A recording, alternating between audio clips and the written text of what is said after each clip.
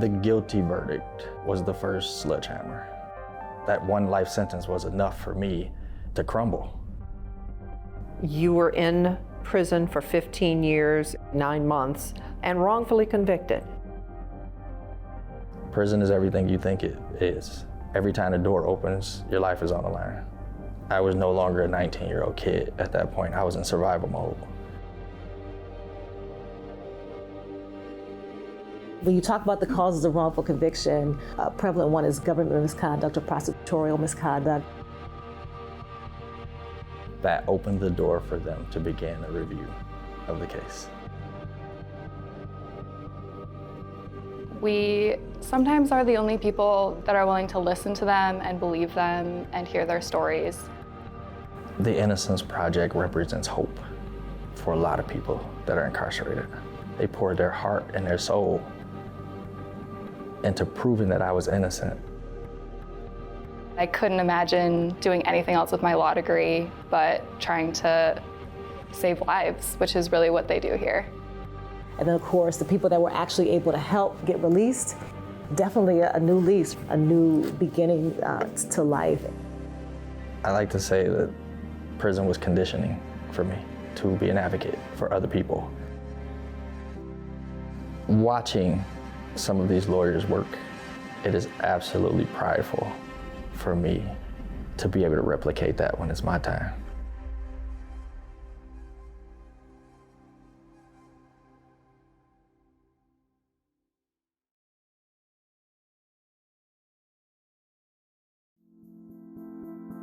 What does it look like to be wrongfully convicted? Losing years of your life to an unjust prison sentence, knowing all that time you're innocent. That's a reality thousands across this nation face. However, sometimes all it takes is one person or group to believe you. Enter the Cooley Law School Innocence Project, which is changing the lives of Michiganders who've been wrongfully convicted. So the project actually started in 2001 as a response to a bill passed by the Michigan legislature allowing for DNA testing in essentially cold cases. There have been inmates in our Michigan prisons that have been in since the 70s, 80s, 90s, and that current advances in DNA technology might help shed light on their claims of innocence. And so the original bill allowed inmates to petition the court for DNA testing in their cases, and then once the evidence was tested, courts would make a determination about whether that evidence made any difference in their case. We still had prosecutors that were fighting testing, courts that were denying testing, and usually the argument was some form of, because he's guilty anyway, or she's guilty anyway. And my predecessors actually went to the Court of Appeals a couple of different times to get clarification about how the judges were supposed to approach these cases to give the clients a meaningful review and not just kind of a rubber stamp, to actually give the statute some teeth. So those were some of the early challenges and victories. In a lot of these cases, there was a crime committed. Those crimes not having been solved means that me and my family and my community still have those people on the streets, because despite it being the wrong person, the prosecutor's office, the Michigan State Police, whoever investigated, thinks that this crime has been solved.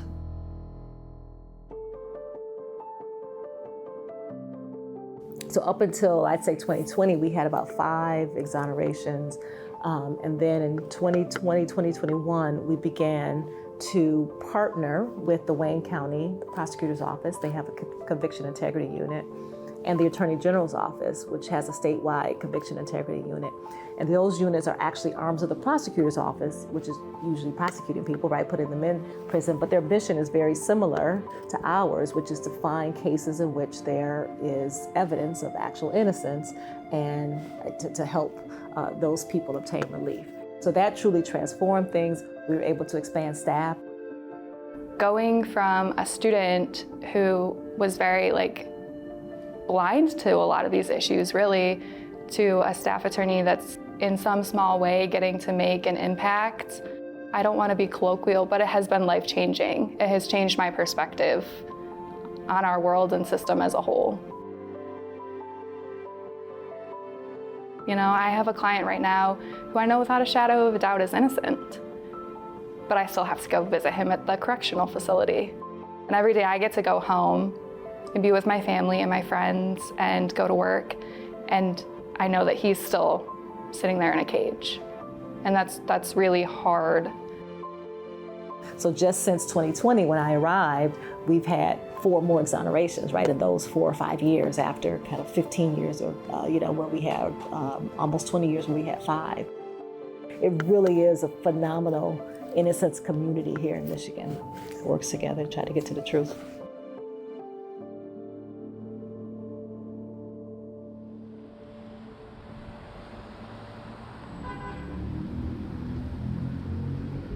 Kenneth, we're going to have a lot of different questions, specific questions and whatnot, but why don't you start by just telling us your story? In 2005, I was arrested, charged, and eventually convicted of 2 counts of felony murder, 4 counts of attempted murder, and 1 count of arson. The crime stemmed from a firebombing of a home, and as a result of that firebombing, 2 children perished in this horrific house fire.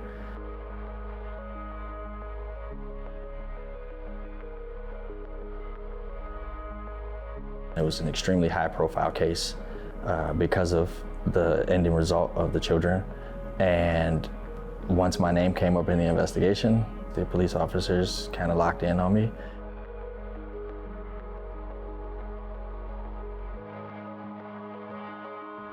They arrested me, and then they sought to find evidence to prove their theory. And that was the last time I saw my freedom for over a decade and a half.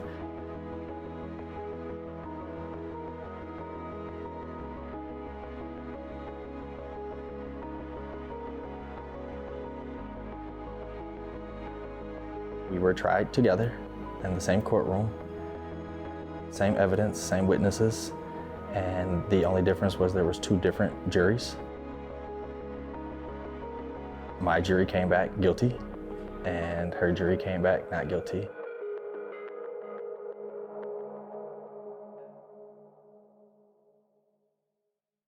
It was a very appalling and shocking reading of the verdict because it didn't make sense. The prosecution's theory of the case was that we were together and that we had committed this crime together and that we fled together and we were eventually arrested together. Their theory now had a giant hole in it that made no sense to anyone. Technically, if she's not there, I'm not there. So how is it possible that I could be sent to prison? Being so young, having all of that happen so quickly, what was going through your mind at that time?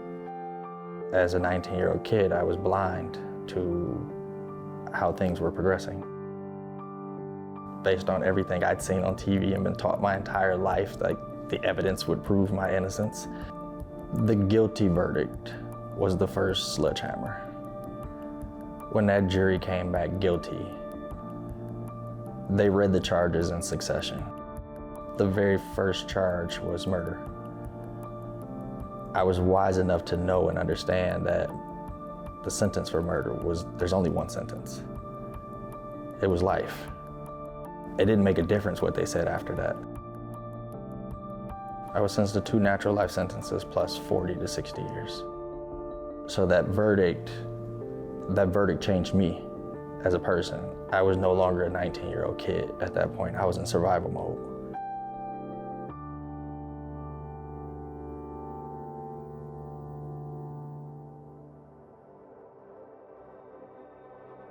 When I got to prison, it was difficult. You have to learn to survive. Mentally, physically, emotionally. Prison is everything you think it is. Society's worst of the worst are in one concentrated environment. Every time the door opens, your life is on the line. I'm trying to process, on one end, how I got here.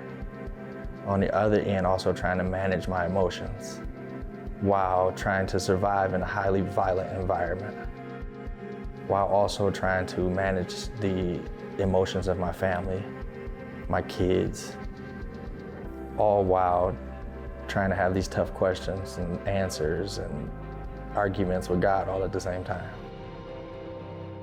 You figure it out. So enter the Innocence Project. How long were you in before there was this new glimmer of hope? What a lot of people don't know is I was denied by the Innocence Project several times before we eventually got to where we are today. I was denied by Innocence Projects all across the country, repeatedly. Specifically with Cooley, I was denied 2 times before they actually accepted the case. I was about 13 years in when they agreed to give me a thorough look. That came about because I'd proven them wrong. There was a misconception that with arson cases, DNA was not possible.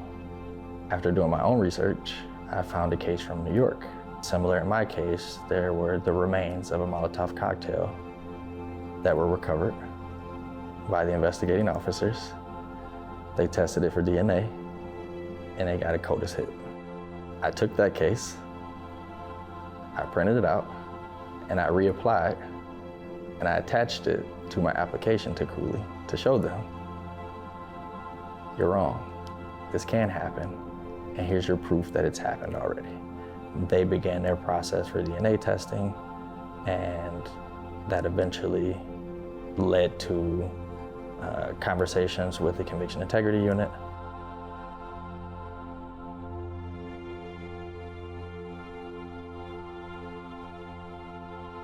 That opened the door for them to begin a review of the case.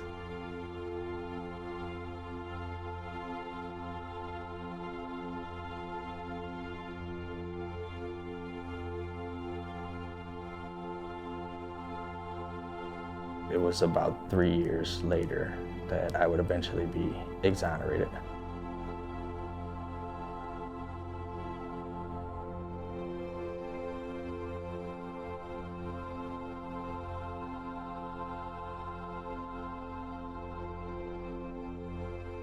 What was that moment like when you literally walked out to freedom? It was uncomfortable because for almost 16 years, I had grown to expect the worst. All the way up until I walked out, even standing in that parking lot. My mind kept thinking, get the hell away from this place before somebody says that something isn't right. Hey, you gotta go back. You're constantly processing something is going to go wrong. You're expecting something to go wrong. As happy as I look in that picture, I was shivering. The inside of me was screaming, run. The outside of me was at peace, like, yes, finally. That internal conflict, it was a lot. And then what's going through your mind later when you essentially have this big win, but now you're trying to figure out life in a different time period than when you were out before, with, obviously relationships that are going to be different than what you had before. Relationships has always been a difficult topic for a lot of us because it's hard to communicate pain when all you've been taught was to push it down. It boils down to prison. Most men, as we all know, are not taught to be healthy communicators to begin with. You place us in a highly violent environment where we learn to only speak with our hands or aggression. You quickly learn to survive. You either cower or you become predator. It's not a place for healthy communication. Once you're released, that's not something you forget. It doesn't just evaporate because you're free now.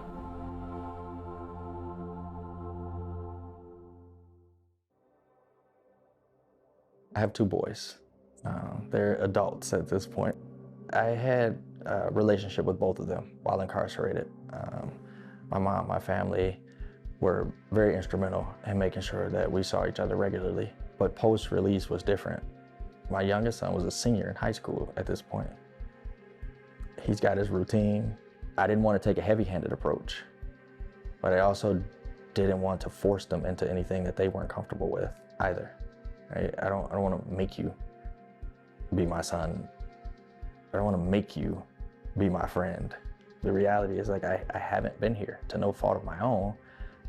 My influence is different in your everyday life. I think I'm doing the best that I can. I can't fix what I didn't break, but I also don't know how to repair a harm that I didn't cause. So it's learning to navigate relationships. These are just happen to be relationships that I can't separate myself from. He was a very young man when he, when he went to prison and spent his young adult life incarcerated while his kids grew up and while, all those things around him. And he has every right to be bitter and, resentful, but his attitude is one of, okay, so how can we help make it so that this doesn't happen again? I traded my innocence for experience. The lived experience that I walk into a room with can't be understated when we're talking about change. When it comes to people that are making these decisions about positive change or progressive prosecution or police reform, none of them have been where I've been. None of them have seen the effects of any of these policies that they claim to be better for people. None of them will ever understand the consequences of the decisions that are being made in these closed door rooms. The only person that can speak to that in a lot of these rooms is myself and other people that have gone through what I've gone through. There is a lot of misconception about how things work. Majority of society thinks that when you walk out of prison after an exoneration, the government hands you a bag of money and they send you on your way. The reality is that it's absolutely false. In fact, it's just been in recent years since I've been home that Michigan began to take care of exonerees or extend resources to exonerees. The reality is that there was one point in our state where you were treated better if you were guilty and on parole than you were if you were innocent and set free. People on parole were entitled to specific resources to help them stay out of prison or keep from recidivating and winding up back in prison. Exonerees were not entitled to those same resources. It was literally open the door and let you go. There were no people to call for help. Another misconception about the process, people assume that when you walk out of prison, your record is clear. That is not true. There is an entire legal process that has to take place. So on top of suffering injustice on the front end, now that I'm free, every time I fill out a job application, this shows up on my background. Right? Nobody knew what to do when the background check came back and it said that I was still convicted of 2 counts of murder. Like, how do you explain that? You don't explain that to an employer. They're like, hell no, he's not coming here. They're not even gonna think twice about denying you employment. These are all systemic problems. Problems that exoneree didn't cause or ask for or want, but we've got to figure out how to navigate it. And everybody starts at a different place, right? We have an exoneree who most of his family had passed away. So he was literally starting over. He didn't have a place to live. He didn't have a job. He didn't have medical care or anything like that. Ken's family was kind of, there waiting for him when he got home, but there were other things that he needed.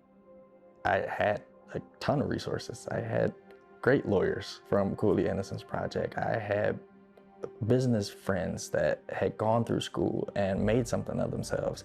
I had family members with, countless resources, but it still took me 6 months to get an ID. It still took me 6 months to get a birth certificate. It still took me forever to get a Social Security card. And the only people that I had to rely on in those situations were other exonerees. It was a very burdensome and structurally difficult process to navigate, to prove to the government that I was the person you've had in custody for a decade and a half. It was asinine and it made absolutely no sense to me. A group of us kind of got together and we're like, hey, we need to do something about this. Like, we need to figure out how to make this easier for the people that come after us. We know it. They have no idea what they're about to walk into. Our families don't know how to help us, but we know how to help us. So that's kind of where we began. Many of our exonerees that we work with are members of the organization of Exonerees, and we spent quite a bit of time with them. And so many of them look like folks that I grew up with that came from my neighborhood, that are, these young African-American men. And I truly see in them, my brother, my uncles. It's certainly the case in the criminal justice system as a whole that Black and brown people are disproportionately represented in the prison population, right? And those who are charged, and in the neighborhoods that are policed, all of those things. And similarly, Black and brown people are disproportionately represented within the pool of wrongfully convicted individuals. The things that they were able to do to really help and be there for one another, it just always blows my mind. We've helped people do a little bit of everything, whether that's furniture for their first apartment, or getting enrolled in school, attending each other's kids' birthday parties, taking someone to Lansing to testify in support of legislation for the first time ever in their life, or taking someone on a mental health retreat. We just took 17 people with shared experience out to the woods just so that they can decompress. And to hear so many people say, this is the first time they've ever taken a vacation of their own. This is the first time they've ever gotten a massage. This is the first time that they've ever been away from civilization. That was a proud moment in my growth and my leadership and my humanity, to be able to share an experience with people that have gone through such a bad thing in their life. We have been deprived as a society of these incredible individuals who are doing fantastic things, like starting the organization of Exonerees and making these huge impacts in the world. And we had them locked up, wrongfully so, for years. How many more people like that are in prison that could be giving back to our society that we have completely thrown away?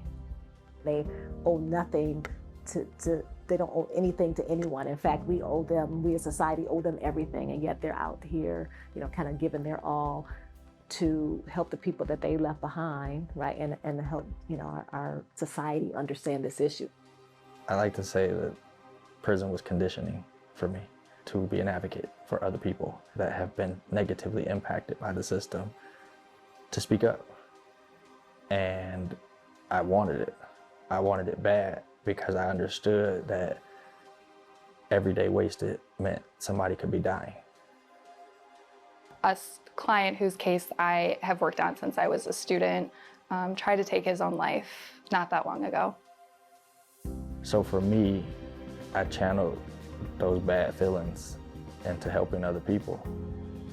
I think that's where I find my joy, my pride, my feel good to get up in the morning. It's like, okay, somebody needs some help today. Like, that's where it hits home for me. So for me, the Innocence Project represents more than hope. They represent strength, power, refusal to quit, inability to lay down. I want to try and help whoever I can and impact whoever I can, with the opportunities that have been afforded to me, and try to make the criminal justice system a better place. They represent a part of me. Watching some of these lawyers work, it is absolutely prideful for me to be able to replicate that when it's my time. I am a sophomore at Wayne State University. I am currently studying political science with a track for law school. My minor is law. The goal is to become an innocence attorney. I literally told him last time I saw him, I got a few more years of formal, right, employment, and then I plan to go work for him. And so, in whatever capacity. No, my future goal, even as I wind down the intensity of law practice, et cetera, is to find different ways to be impactful and to stay in this work. All of them are here for the right reasons. They're not here because they get giant paychecks or corporate credit cards. They barely get a copy machine around here. It's important because it hits different. It's not the same for me as it would be just some regular lawyer that became a lawyer because this is what their family told them they had to do. It's personal to me. It's personal for a lot of reasons. I don't never want to be in a situation where it's anything other than personal.